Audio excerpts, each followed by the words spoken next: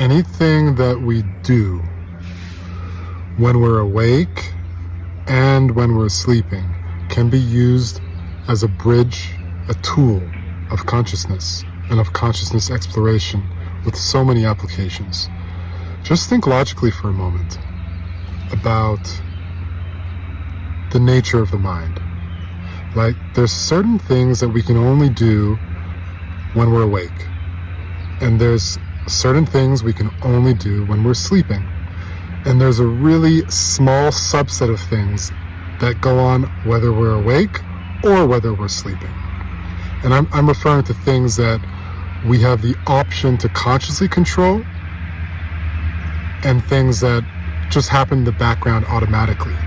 And when we isolate the intersection of those two things, the group of things that are automatic and the group of things that we consciously control, there is an intersection in that Venn diagram.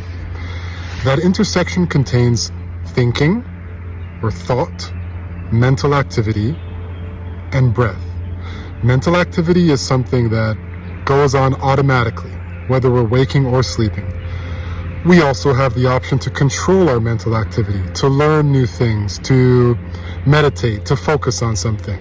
But if we also just throw that by the wayside, it's not like when we make the conscious decision to stop meditating, to stop learning whatever, it's not like our brain just turns off. Our brain keeps going, right? Same thing with waking or sleeping. We, in a sense, kind of flip the off switch when we go to sleep. We're not consciously aware, and yet mental activity continues, and that's why we can dream. Now think about the mental activity for a moment. People who have learned to control mental activity in dreams are called lucid dreamers, and that's a whole different topic, a whole different science, and a whole wealth, other world of exploration possibilities that come from lucid dreaming. Just from that one thing, controlling mental activity when you're waking and when you're sleeping. It's a bridge. It is a bridge. Lucid dreaming's a bridge. But lucid dreaming is challenging and can take years of practice to perfect. However, the breath comes to the rescue. Breath is another thing in that Venn diagram, in that intersection between things that we do consciously and unconsciously. Think about it. Like mental activity, it's very similar. It's very analogous. When we're awake, we breathe.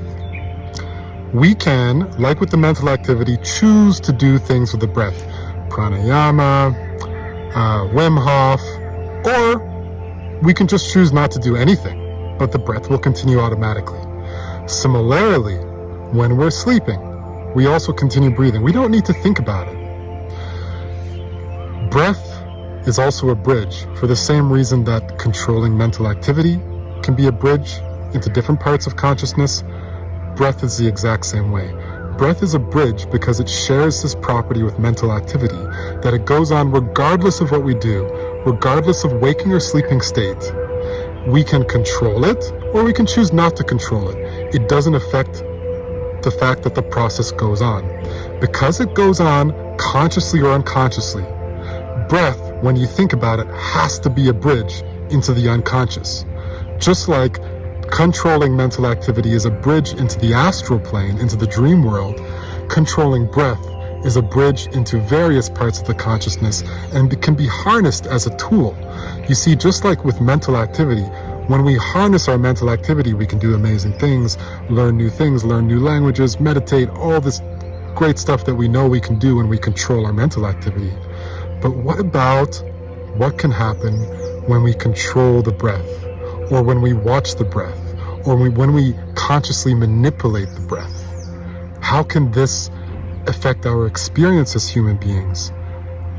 The breadth of things that we're able to learn as human beings, the amount of information downloads we can get as human beings just by controlling this one simple thing. Breath is a cosmic bridge.